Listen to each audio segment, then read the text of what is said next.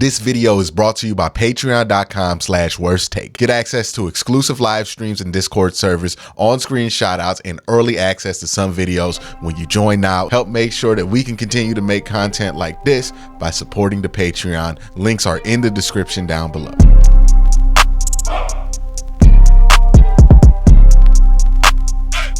I know what you're saying. I know what you're saying.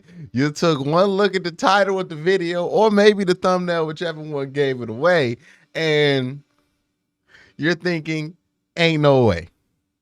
Ain't no way he's still gonna be positive about X player here or this player here. But that's what I wanted to do today.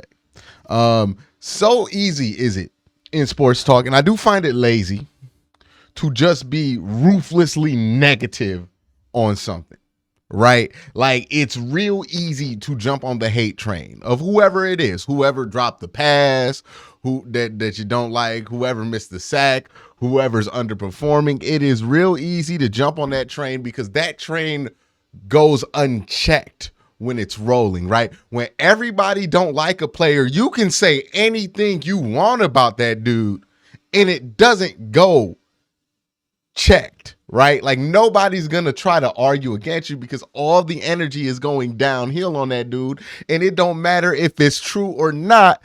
Anything negative would do because all that energy needs is negativity.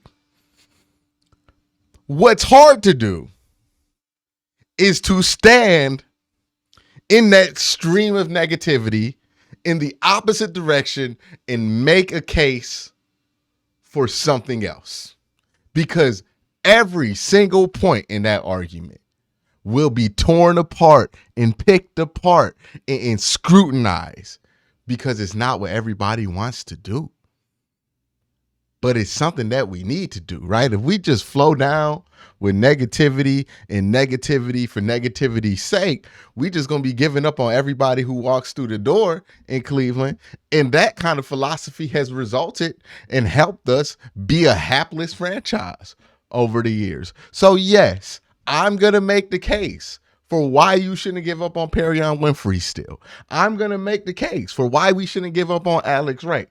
I'm going to make the case on why we shouldn't give up on David Bell and why we should have some hope for some newcomers or relative newcomers like Isaiah Weston, Marquise Goodwin, and Maurice Hurst. I think that these are guys who could surprise us.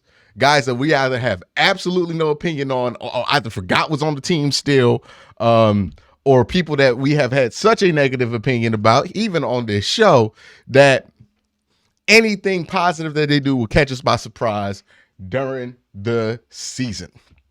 So that being said, let me start with Perrion Winfrey, right? Because everybody, like, if there was a time to jump off of the Perrion ship, this is it, right? Like, this is where you can get off of it, say you were never on it, and dog anybody who's ever been on it, and it will go unchecked because it has not gone well for Perrion, right? Not being able to play half the season because of inter squad disciplinary issues. When he did get out there, it was a bit of a mixed bag, even though he did have some great moments. Well, not great, good moments during the season. Still not really good enough to capitalize on a lot of the positive energy that he had with the fan base, especially after he got drafted, right? Some weird tweets, some weird interaction with fans. He's rubbed a lot of people the wrong way. He got a misdemeanor over the summer, but he's still on the team, and he will still be on the team. And I will just say this.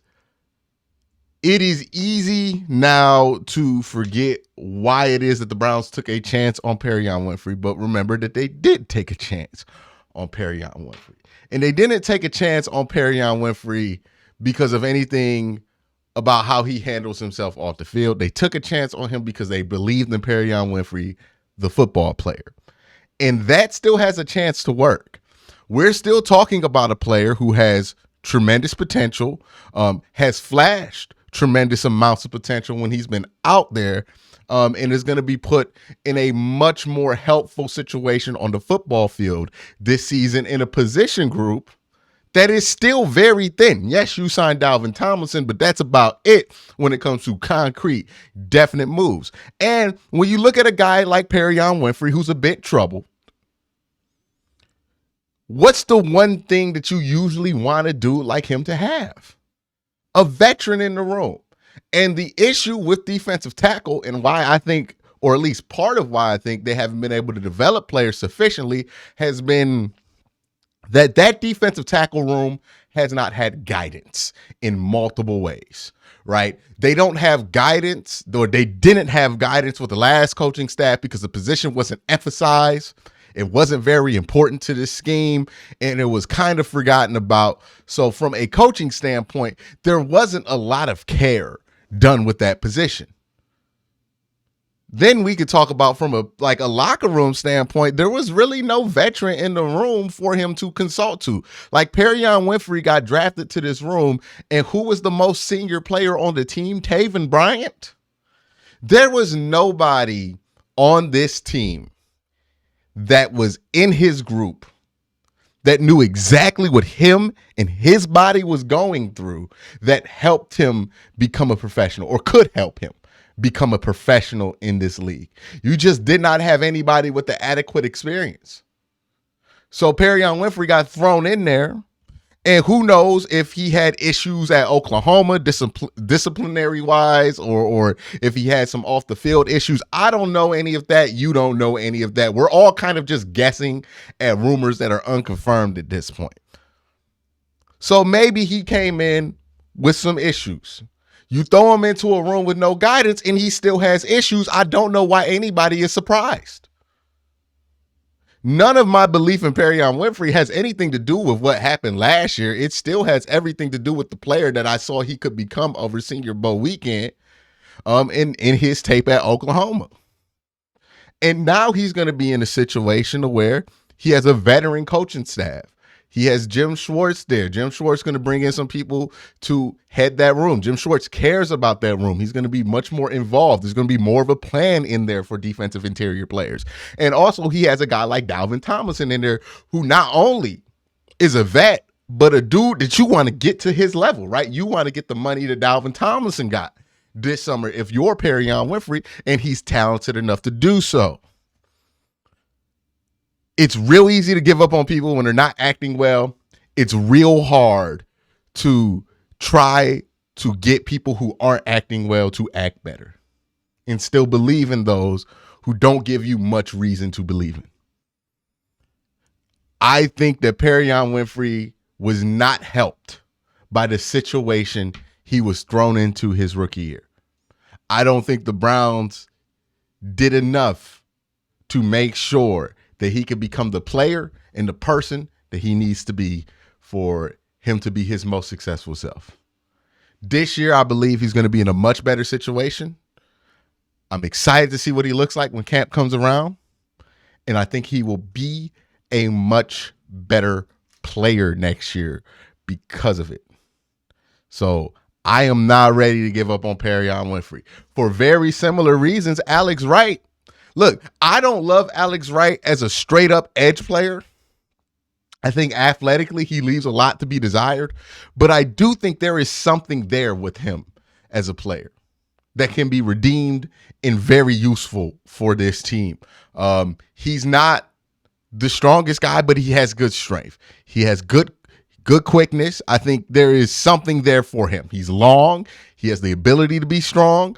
I think you can make him a 3-tech in the NFL, or a hybrid, like a really big edge and a 3-tech combo. And I think there's something to glean out of him. I'm not ready to give up on Alex Wright yet. Maurice Hurst is somebody who hasn't played in like 2 years, but when he's played well. I wouldn't be surprised that in this system, in a limited role, he plays very well for this team if he gets the opportunity to make this team and if he's healthy enough to make the team, because health has been the biggest question with him throughout his career. Not necessarily his ability to play. He was a top player in college. He was a pretty good player when he's been able to be healthy enough to play in the NFL. And I think if he's healthy this year, that trend will stay. Now let's talk about some wide receivers that I'm not ready to give up on, or I think are flying very much under the radar. We'll start with the two under the radar guys. Marquise Goodwin, who is more known for his 40 time and his track exports than necessarily what he's done as a pro, but world-class speed Marquise Goodwin has. One of the fastest dudes in the NFL when he gets going. And he's somebody who has experience in the Shanahan style offense, kind of doing the proto Deebo Samuel stuff before Deebo Samuel was there. And I think he's going to have a nice role carved out for him. He might end up returning kicks. He might end up on special teams. He might end up as a gadget player. He might end up not making the team. But I think he's somebody who's going to be interesting to watch. Isaiah Weston is another one that's interesting to watch because he's fast. He had a good mini camp. He didn't really get a training camp because he got hurt before that. But also he's 6'4", 215, which I believe makes him the tallest wide receiver on the roster. There is not a wide receiver that is taller than him on this roster. And he has that by Donovan Peoples-Jones by like 3 inches, because Donovan Peoples-Jones is like 6'1". That's something to look out for. Now, again, the Browns could draft Jonathan Mingo's not the tallest guy in the world, but they could draft maybe a tall receiver, maybe Andre Iosivas or something like that from Princeton, and maybe this would be null and void. But right now, he's the biggest receiver on there. He's a really good speed guy. Wouldn't be surprised if he came out of nowhere to carve out a role for himself in this offense, especially if he can get the right chemistry with Deshaun Watson. And the last guy that I'm not ready to give up on is David Bell, because it's so crazy, like how we built up David Bell and then just like straight up destroyed him. And now people forget he's even on the team. David Bell struggled his first year. But I would make the argument that almost any receiver would have struggled in their first year this year in the given circumstances that the Browns had. Imagine being a rookie wide receiver and you get to camp and you don't know who your starting quarterback is going to be. And it's one thing when it's a competition between like a Ryan Fitzpatrick and a Gardner Minshew. Those two aren't that different. It's a whole nother thing when one day you're catching passes from Jacoby Brissett. Then you're thinking that's what it's going to be like at the beginning of the season. And then you're catching passes from Deshaun Watson, and you're thinking that's what it's going to be like during the season. And he just never got a good enough or stable enough ground to actually grow from. I don't think we saw enough of David Bell to make a definitive judgment, because sometimes we saw him in there and it was obvious he didn't have chemistry with Jacoby Brissett. And then he got in there with Deshaun Watson. Watson's out here trying to shake off rust. He looks rusty. David Bell, he looks like he's struggling to find not just his footing as a rookie, but also his footing in a new offense, a new style of offense that he's not playing in college, with a new quarterback. And then in the late part of the season, he's still trying to figure it out in the NFL. And I think we were awfully harsh on those judgments. And I think just give it one more year or 2 more years with David Bell before we're ready to throw him out with the bathwater, because I do think there's something there. But those are the guys that, I think everybody else might be ready to give up on or don't really have any opinions or expectations for. But I do still believe in those guys. Let me know who's the case like that for you. Who are the guys that you're willing to stand up against the grain for and not give up on, even when all of your friends seem to want to give up on it? Let me know in the comment section below. Y'all have a great day. Have an even better night.